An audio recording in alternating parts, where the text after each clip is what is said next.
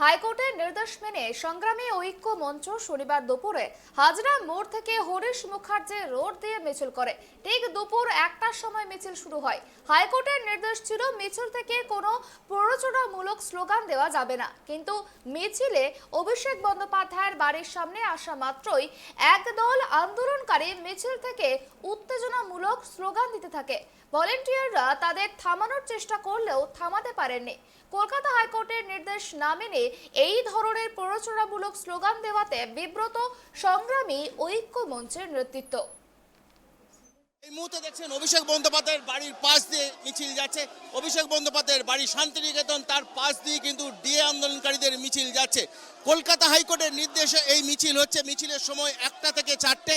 কলকাতা হাইকোর্টের নির্দিষ্ট নিয়ম মেনে 1টা থেকে মিছিল শুরু হয়।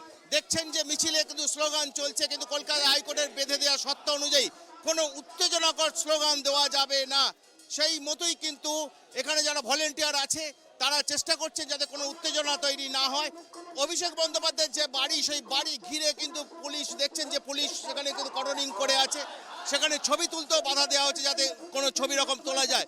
এবং এই মুহূর্তে দেখছেন যে হাজরা মোড় দিয়ে যে মিছিল শুরু হয়েছে, সেই মিছিল কিন্তু এই মুহূর্তে অভিষেক বন্দ্যোপাধ্যায়ের বাড়ির পাশ দিয়ে যাচ্ছে। এবং কোনো রকম কোনো উত্তেজনা পরিবেশ না তৈরি হয় সেই জন্য সমস্ত চত্বর, মুখ্যমন্ত্রীর বাড়ি এরিয়া, অভিষেক বন্দ্যোপাধ্যায়ের বাড়ির সমস্ত এলাকা জুড়ে কিন্তু কড়া নিরাপত্তা মুড়ে দেওয়া হয়েছে।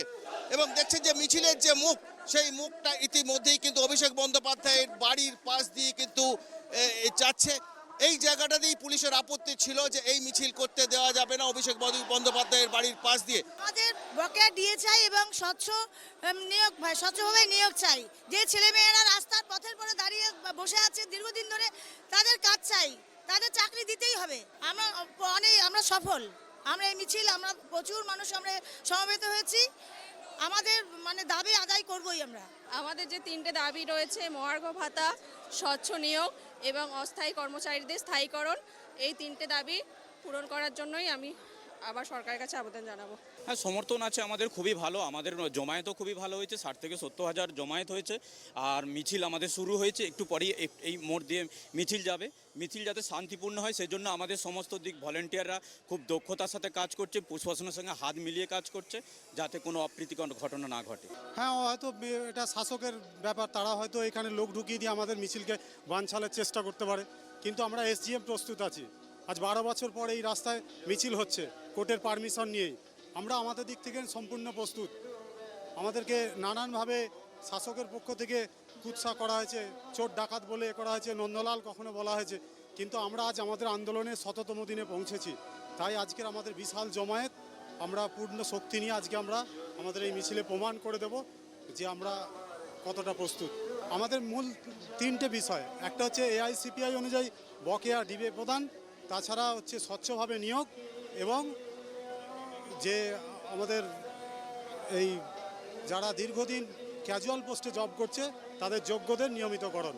এই 3টি মূল দাবি নিয়ে আমাদের আন্দোলন। এবং সেই জায়গায় দাঁড়িয়ে কলকাতা হাইকোর্টে যখন মামলা ওঠে, কলকাতা হাইকোর্টের বিচারপতি রাজশেখর মান্তা তিনি বারবার করে যেটা শর্ত বেঁধে দিয়েছেন যে কোনো রকম উত্তেজনাকর পরিবেশ তৈরি করা যাবে না, মিছিল করতে হবে শান্তিপূর্ণভাবে।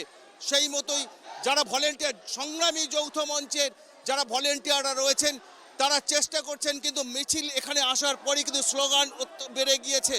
তবুও যাতে কোনো অঘটন না ঘটে সেই জন্য কিন্তু দেখছেন যে সংগ্রামী যৌথ মঞ্চের যারা ভলেন্টিয়ার তারা রয়েছেন পুলিশের পাশে এবং পুলিশও রয়েছে। অর্থাৎ সমস্ত বিষয়টা যাতে শান্তিপূর্ণভাবে হয় এবং তার জন্যই চেষ্টা করছেন সংগ্রামী ঐক্য মঞ্চের ভলেন্টিয়াররা, যেমন চেষ্টা করছেন একইভাবে পুলিশও চেষ্টা করছে। তবুও দেখছেন কিছু উৎসাহী মানুষ তারা অভিষেক বন্দ্যোপাধ্যায়ের বাড়িকে লক্ষ্য করে তারা চিৎকার স্লোগান দিতে থাকেন, যেটা কোর্টের আপত্তি ছিল যে এই ধরনের স্লোগান দেওয়া যাবে না। তবুও আমরা দেখছি যে কোর্টের নির্দেশ অমান্য করে কিছু মানুষ তারা উত্তেজনাকর স্লোগান দিতে শুরু করলেন, যেটা কোর্ট যেটা বারণ নিষেধ করেছিল।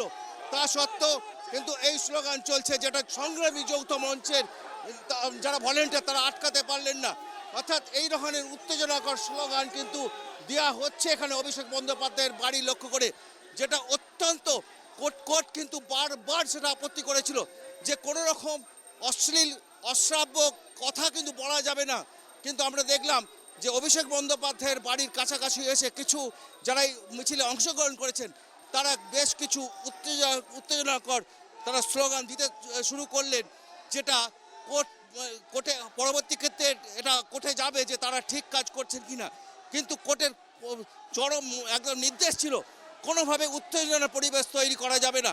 তবুও আমরা দেখছি যে উত্তেজনার পরিবেশ তৈরি না হলো এক শ্রেণীর অতি উৎসাহী যারা আন্দোলনকারী তারা কিন্তু অভিষেক বন্দ্যোপাধ্যায়ের বাড়ি লক্ষ্য করে কিছু কটু মন্তব্য করতে শুরু করলেন, যেটা আদালত পরবর্তী ক্ষেত্রে আদালতে গেলে আদালত নিশ্চয়ই এটা বিচার্য করবে, যেটা কোর্টের নির্দেশকে অমান্য করা হয়েছে তাতে কোনো সন্দেহ নেই। ক্যামেরায় সূর্য শঙ্কর অধিকারীর সঙ্গে রাজীব দত্ত, ট্রাইব টিভি, কলকাতা।